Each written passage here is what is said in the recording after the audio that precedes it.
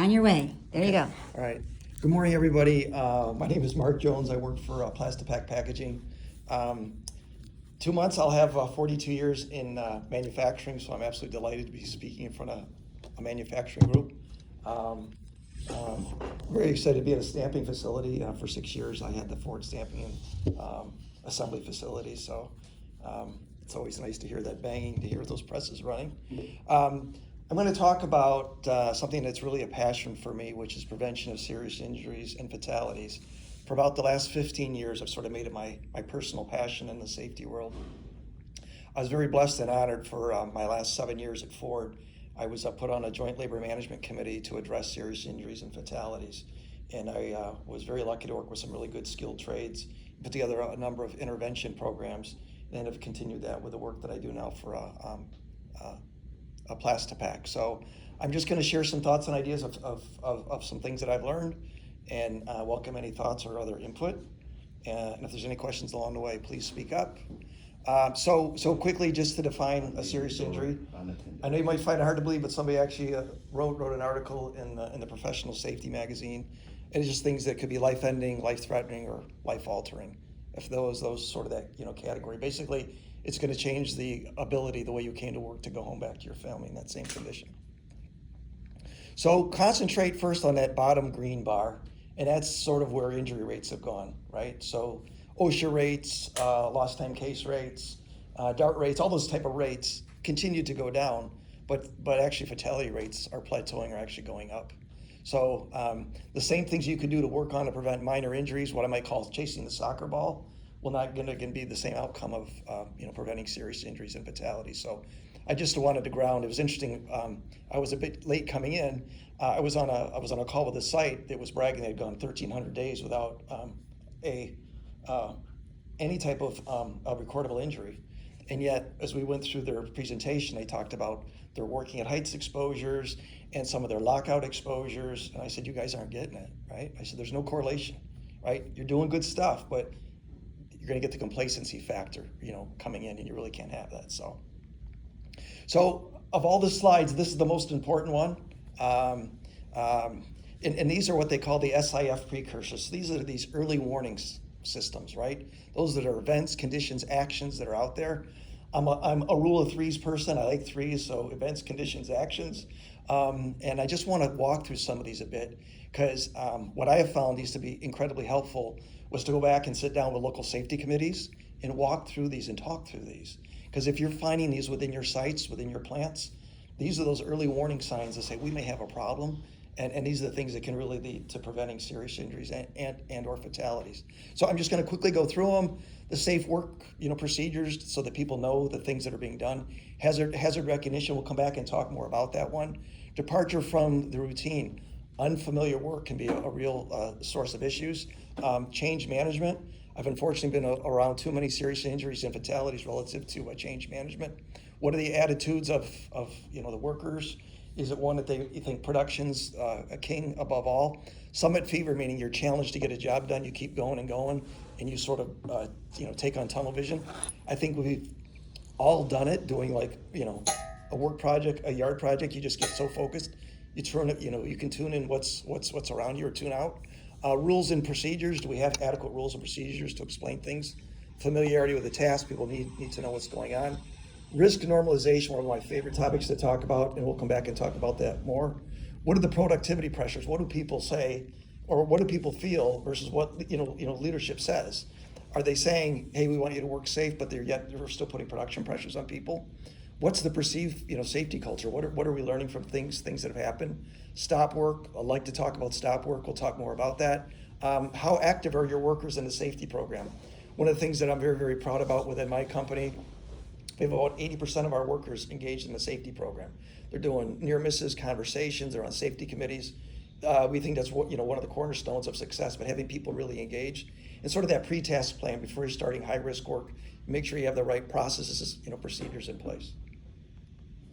So again, this is one of the few quotes that are actually a Mark Jones quote. Equipment reliability impacts fate. What does that mean? Unfortunately, I've probably investigated 100 amputations in my career. And probably the high 90% of those come back to equipment reliability. Typically, the piece of equipment's not, running right. Guards get removed. People get frustrated. People take that shortcut. They do it successfully, and that's sort of what that circle shows you, right? You have the normal work, and there's a deviation to it, and that becomes the new standard. And then we get further and further out from that, and suddenly we're so far out from standard that the event happens. And interesting, a site that I just did a business review at, they had looked through their data last year and they had found 50 instances of guards off of equipment.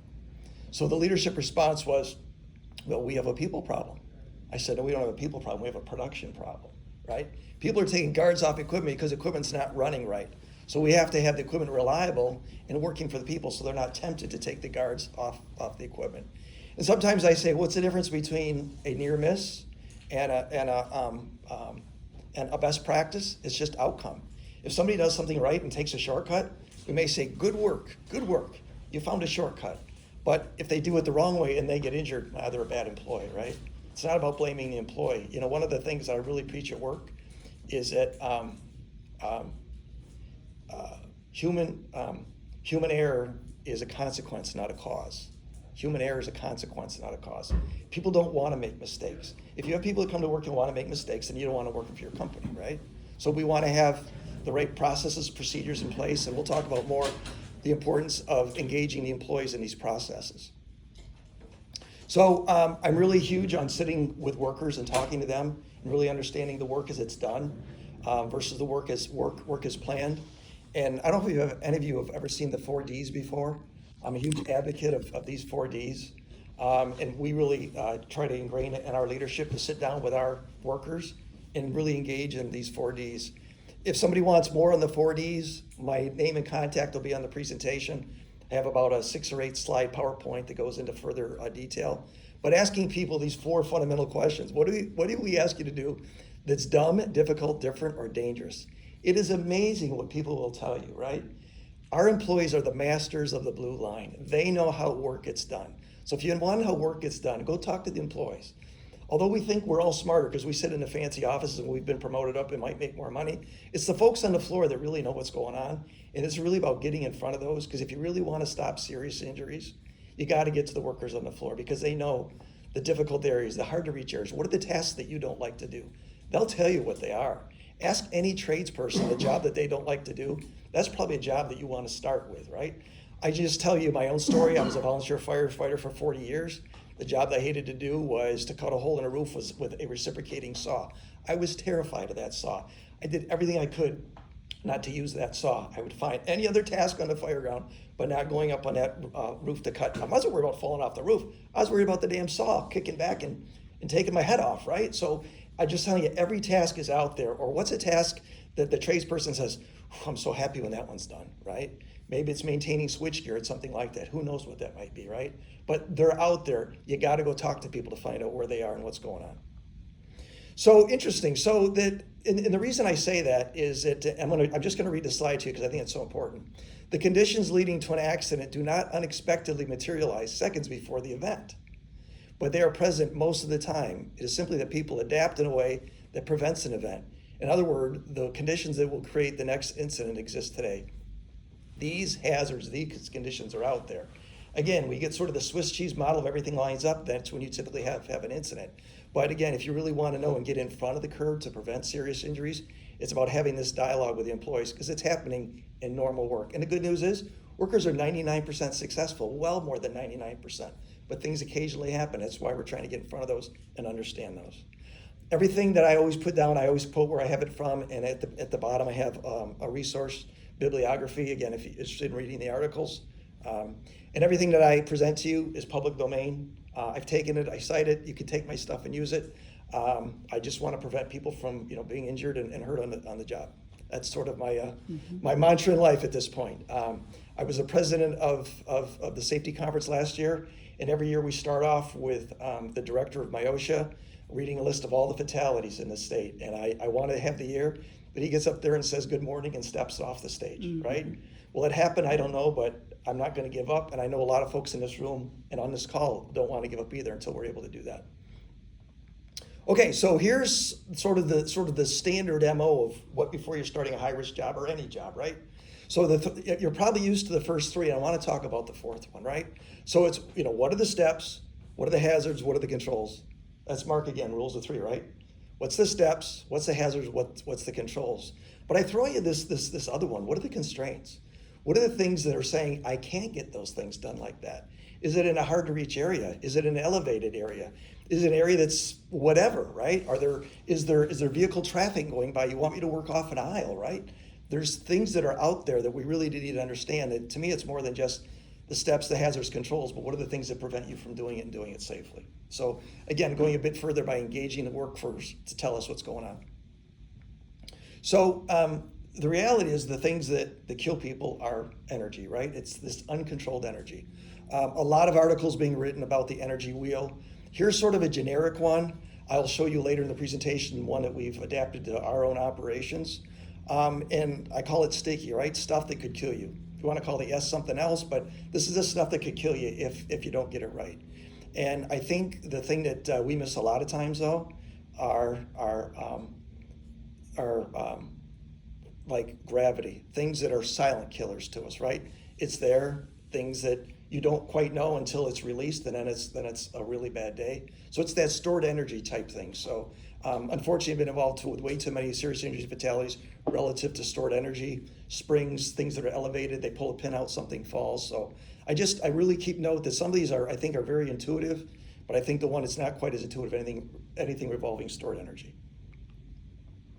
Here's some examples of high-risk work. These are what we call the safety six-pack within my company. Again, within manufacturing, I think these would apply to a lot of companies. You may have some that are a bit different, a bit of a variation. In the world, according to Mark Jones, if you do nothing more than concentrate on machine guarding and lockout, and have positive safety conversations to promote safe work practices, you can tread water. Will you get any better? No, but you probably tread water at least, right? And the reason I say that is that we know in the manufacturing world, it's cyclical, right? Cindy was talking this morning how there's some downturns coming up in some areas. And at times we get real busy, right? Maybe you have a peak busy season and people are stressed and everybody's running around. If we keep track of machine guarding and lockout, that's a great starting point. Not these others are not important. Within my own company, in the 2 years before I went to work there, we had 23 serious injuries within the company. 60% were related to machine guarding and lockout. So put really concentrated efforts on those. Unfortunately, we still have, so we're averaging about a serious injury a month. We've dropped that down to about 2 a year. But again, machine guarding and lockout are those type high-risk programs. You got to keep the foot on the gas all the time. You can never get complacent on those. Again, of all the ones, I think those are the most important because I think those are the one that we encounter most every day. Not that the others aren't, but I'm just telling you that's just my opinion from my experience. What are some of these high-risk scenarios? Breakdowns. And I ask leadership when you arrive on a breakdown, is your first question, how quickly can I get the line back up and running? Or is the first question, have you locked out? Do you have the equipment in a safe manner? Do you have all your safety equipment, et cetera, right? It's that leadership response to failure that matters a lot, and how they approach that is going to make the difference. The infrequent tasks, always a concern to make sure that if we don't do this with any regularity, to stay up on our skill set to do that. If we haven't done a task before, we just know that some tasks have a greater risk of harm. And then, overly uncertain, right? That's like, I'm not quite sure. You got that little guy sitting on your shoulder saying, do you have this quite right? If in doubt, back out.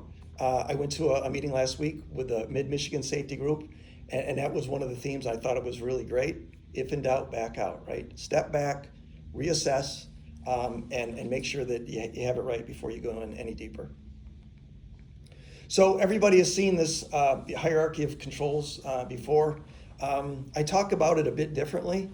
To me, really, when you're trying to prevent serious injuries, it's about adding capacity to fail safely. So let me give you an example.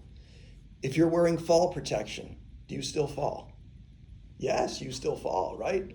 But it catches you, right? It's that adding capacity to fail safely. So as we work from our bottom up, again, you've seen this hierarchy in the past, any safety person has, but it's protecting the worker with the PPE. Administrative controls are now changing the way people work. Engineering controls isolating people from the hazard. replacing hazard or physically removing the hazard, right? After adding layers of capacity. So for instance, you're doing, aerial lifts with a mobile boom crane. You have a drop zone. Why do you have a drop zone? Because you're planning that if there's a bad event, that's where it's going to be, and everybody has to stay clear of it, right? You're adding capacity for if in the event there's something bad that happens, that the workers will be in a safe means. So it's just something we have to keep track of.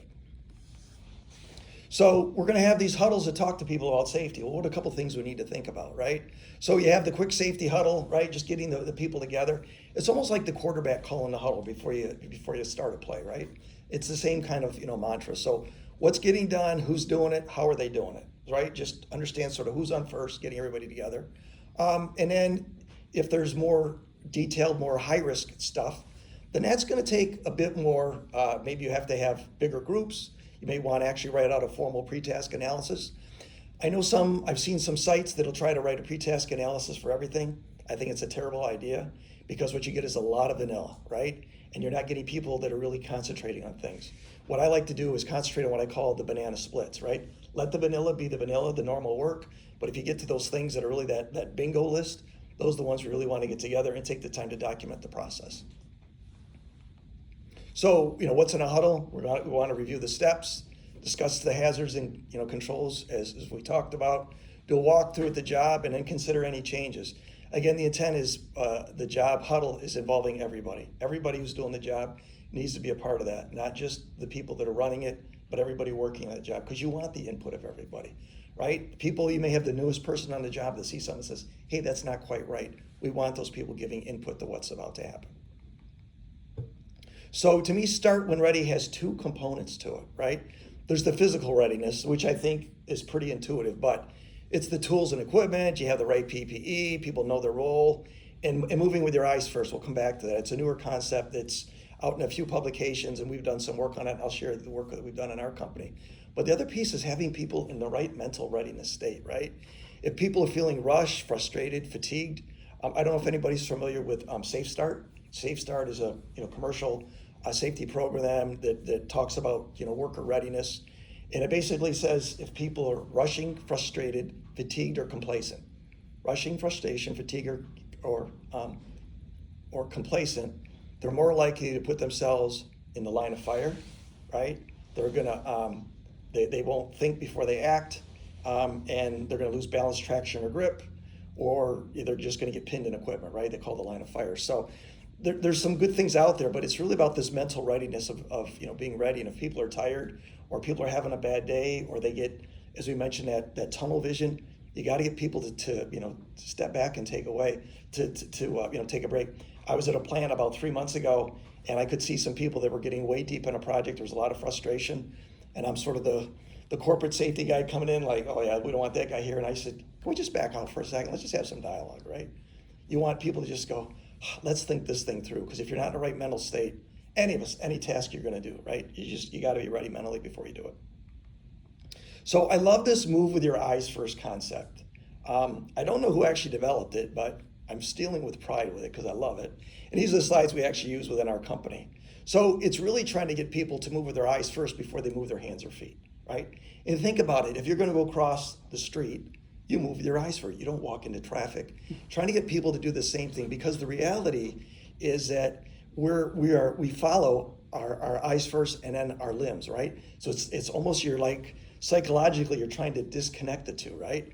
So we want people to move with their eyes first, sort of think through that travel path to stay clear of that line of fire, meaning sort of the pinch point areas where I could get hurt, identify the hazards, and then look carefully before you're actually engaging in that task, either with your hands or feet, whatever the work that you're getting to do. So we've done some pretty cool graphics about bug eyes type thing and put some things out there. But I think it's really an important concept to just tell people, just think through what you're about to do and use your eyes first before you're engaging, because again, people that work on our sites, our trades, they are doers. They like to get their hands into things. And unfortunately, I've seen some incredibly serious injuries.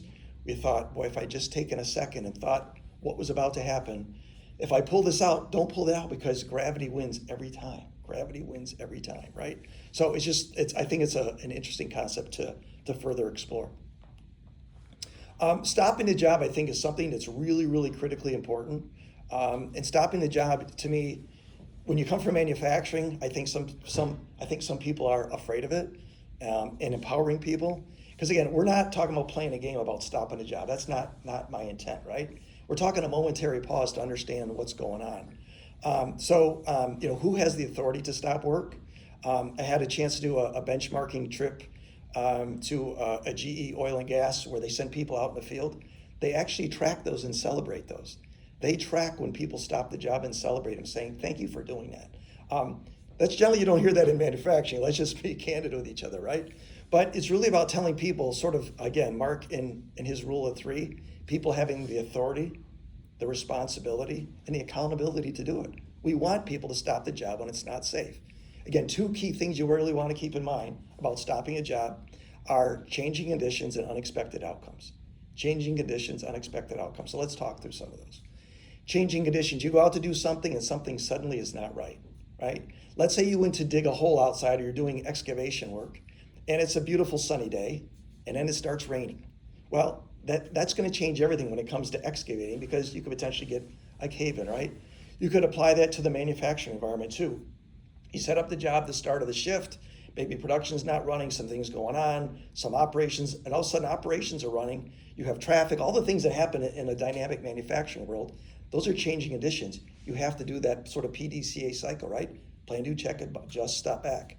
And then especially I want to talk about if things are, you get unexpected outcomes. Again, unfortunately, I've investigated 3 fatalities from people being in aerial lifts that got caught on equipment and pinned themselves. And the one that I'll never forget is his lift was caught and he didn't realize the lift was caught. He didn't understand why he was moving the joystick and he kept giving force to the joystick until it built up enough hydraulic pressure that it forced the lift and it catapulted him and he was struck by an overhead beam, right? Mm-hmm. So I meant if you're working in a stamping plant or operating a crane and suddenly you're pressing the up button or the down button, it's not working quite right. We don't keep pressing the up and down button. We need to stop back and say something's not right? If something's not right, it's probably not right. Let's step back. Let's reassess. That's that unexpected outcome that something's not right. It's that little person on your shoulder saying, my sixth sense says this may not be right. We might want to change. Okay, I love human and organizational performance. If you don't know anything about it, send me an email. I have a beautiful 2-pager that talks about it. It's the most latest sort of common safety theory that's out there. I say it's been around 10 years. I don't know the exact time frame. There's a lot of thought leaders in this, like a Todd Conklin, many of you have heard, if you know anything about the safety world. But there's sort of 5 premises to it, right? People make mistakes. We need to understand that people make mistakes. They come to work every day. We all make mistakes. I've made this mistake so far today. Blame fixes nothing. If we blame and punish, we'll never learn and improve. You can't do both. You can't blame and punish and learn and improve. And really, it really becomes so, learning has to be vital for an organization. I know I'm jumping ahead, but the two tie together. Context drives behavior. It is so easy that when we read through an incident report, we say, bad Johnny, bad Sally, why did they do it that way? Because in the heat of the moment, that's probably the conditions that they were faced, right? I use the example, unless the quarterback's trying to rig the game, they generally don't want to throw an interception, right? They want to complete the pass. But in the context, they thought that was the right player at the right time to throw the pass to. Our workers are no different.